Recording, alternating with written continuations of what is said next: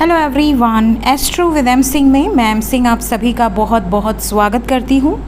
अपनी जुपिटर की सीरीज़ में आज मैं आपके लिए जो वीडियो लेकर आई हूँ ये है जुपिटर इन 7th हाउस।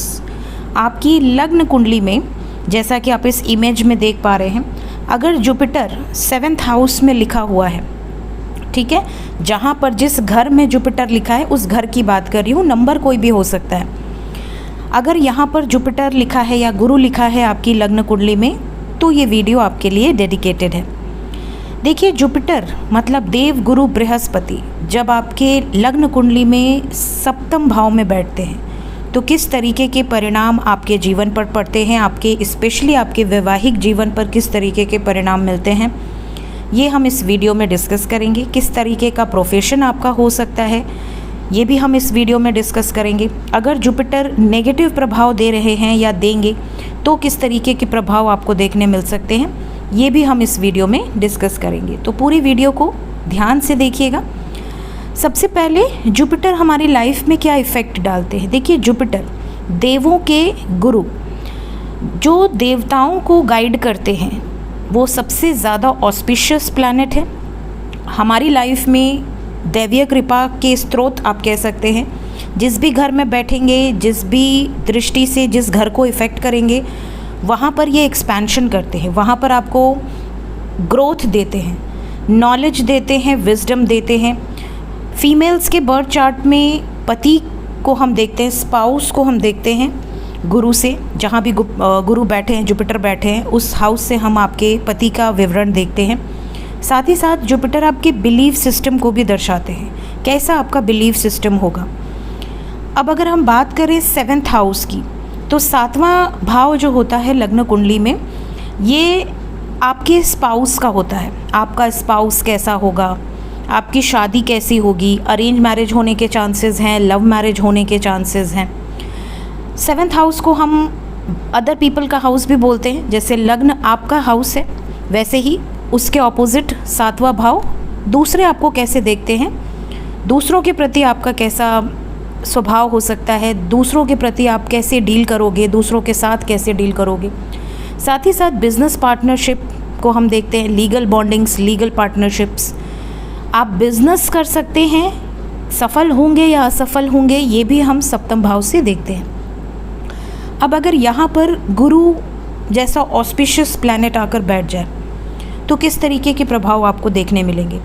सबसे पहले जिनके भी सप्तम में गुरु हैं वो बहुत ही ज़्यादा इंटेलिजेंट होते हैं, नो डाउट। उनके अंदर ज्ञान की कोई कमी नहीं होती, क्योंकि सप्तम में बैठ के लग्न को दृष्टि डालते हैं।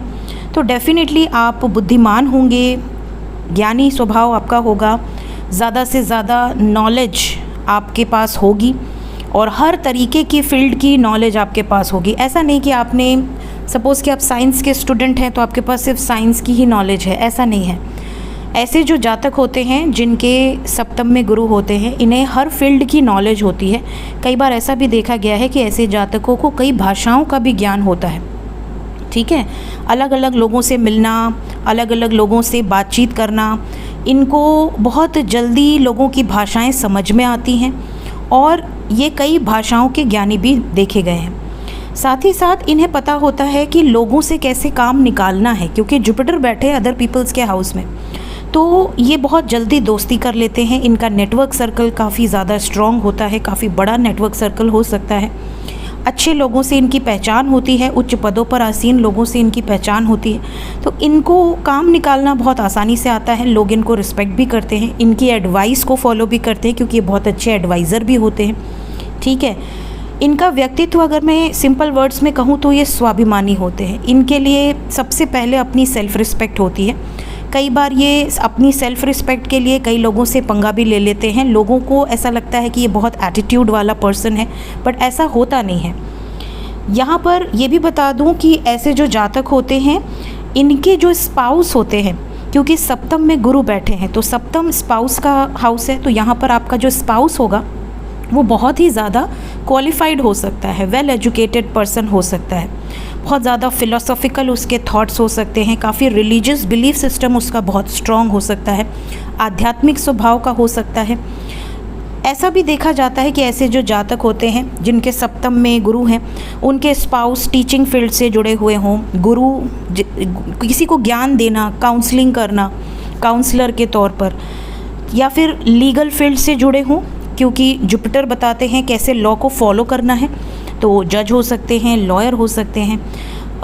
इवन प्रोफेशन की अगर हम बात करें तो लीगल बिजनेस से रिलेटेड हो सकते हैं। बिजनेस अगर इनका है तो मल्टीपल ब्रांचेस हो सकते हैं, काफ़ी फैला हुआ एक्सपेंशन का प्रतीक होता है जुपिटर, तो इनके बिजनेस के मल्टीपल ब्रांचेस हों।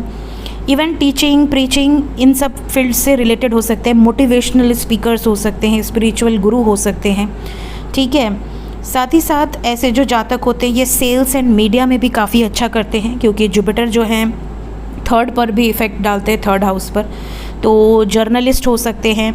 हाथों के इस्तेमाल से कार्य करना, मतलब राइटिंग में बहुत अच्छे हो सकते हैं, पोइट्री लिखना या नॉवेल पढ़ना, नॉवेल लिखना।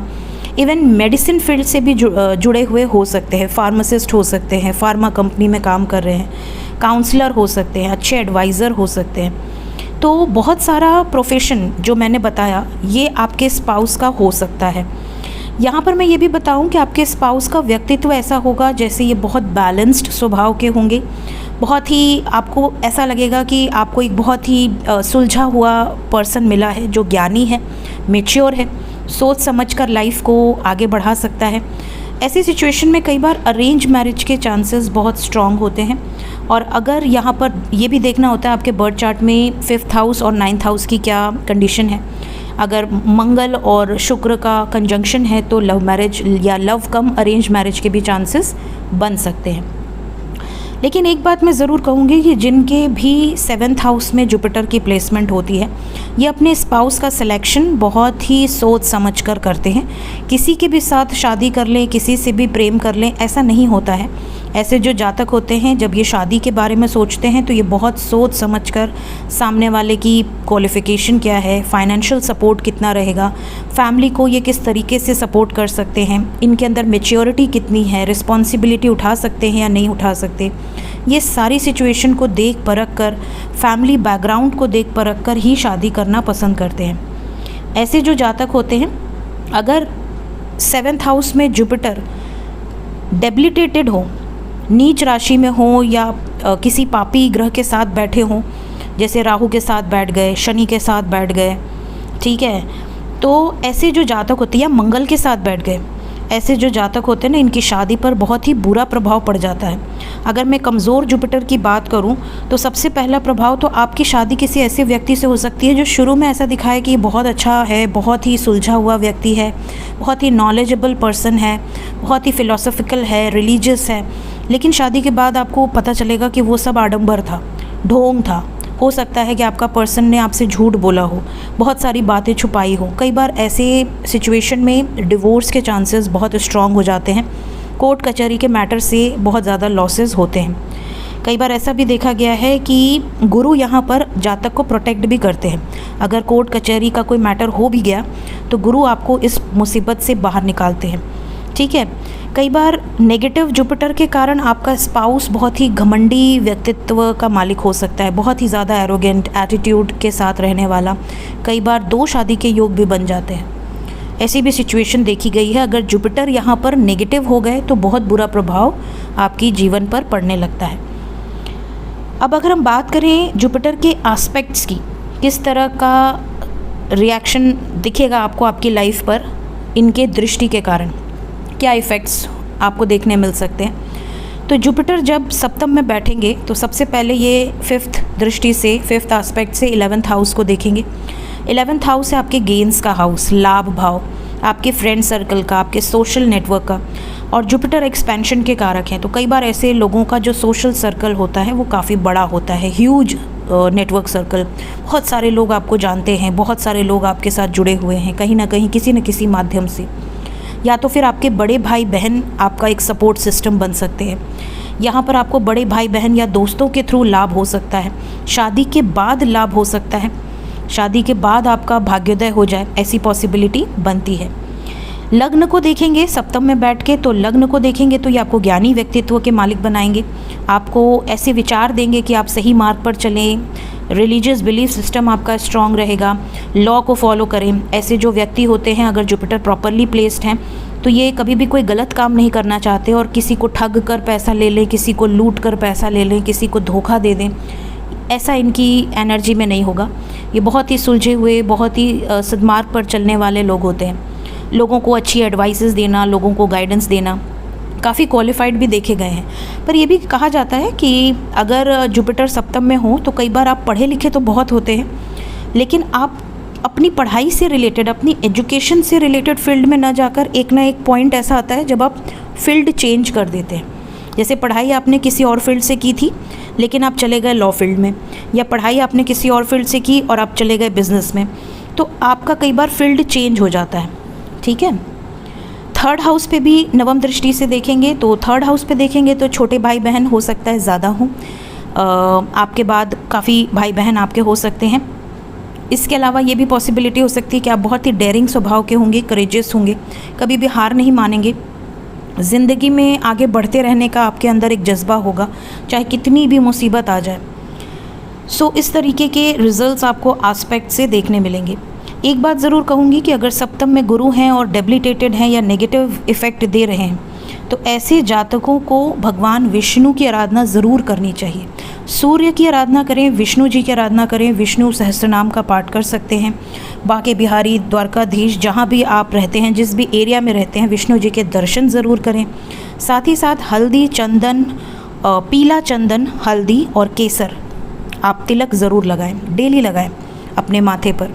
तो आपकी लाइफ में अगर कोई प्रॉब्लम आ रही है तो आप उससे बच पाएंगे। सो ये थी गाइज़ मेरी एक छोटी सी वीडियो। जुपिटर की प्लेसमेंट अगर आपकी लग्न कुंडली में सप्तम भाव में है तो किस तरीके के परिणाम आपको मिल सकते हैं, आपके साथ कौन सी एनर्जी रेजोनेट करी, आपके साथ क्या हो रहा है, पॉजिटिव पार्ट रेजोनेट कर रहा है या नेगेटिव पार्ट रेजोनेट कर रहा है, कमेंट सेक्शन में ज़रूर बताइएगा। Thank you so much guys, take care.